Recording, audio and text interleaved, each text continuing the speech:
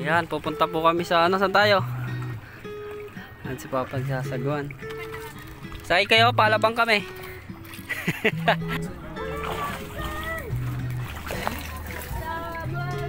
Ganda ng viola. Anong inuhuli nyo?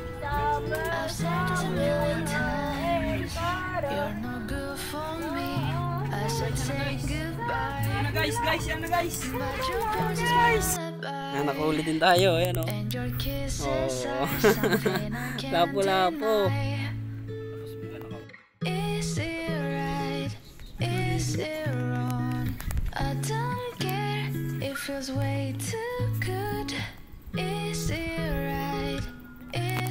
Guys, available to sa ating yellow basket. Ngayon, itatry natin ngayon siya dyan.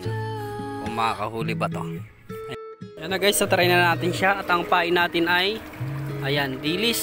Kung tawagin ay taburkit dito. Ayan o. Yung dilis na yan. Nakita nyo ba?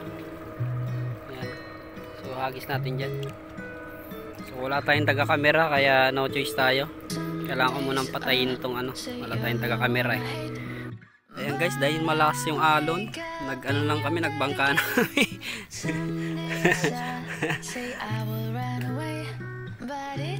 Bigla mahulog yung cellphone natin, no? Ayan.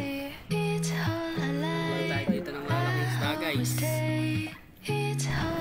Guys, meron pala tayong fishing rod dito, guys. Available yan sa ating yellow basket, guys. Napakaganda nito, guys. Napakatibay at napakarami ng nahuli nitong fishing rod na to. Kaya ano pang hinihintay nyo, guys? I-click nyo dyan sa ating yellow basket, no? Napakaganda nyan, guys, oh. Antibay. Yan, oh. Ayan, sa mga mahilig mag-fishing, ito, i-click nyo lang po ang ating yellow basket dyan, guys. At hindi na kayo mahihirapan pa pumunta sa mga tindahan. Kunwari, kailangan nyo pamamasahe. Dyan, pag clinic nyo dyan sa yellow basket, maghintay lang kayo ng 3 to 5 days kung malayo man ang inyong lugar. Kunyari, probinsya pa. Pero kung malapit lang naman, 3 days lang yan. Minsan 2 days lang andyan na. At panghintayin nyo guys, i-click nyo na ang ating yellow basket at mamingwit na kayo. O, Dave, ito naman, Dave. Try mo, Dave. Sobrang bigat, oh. Ilang kilo kaya to? Mga ano na siguro, 6, 5.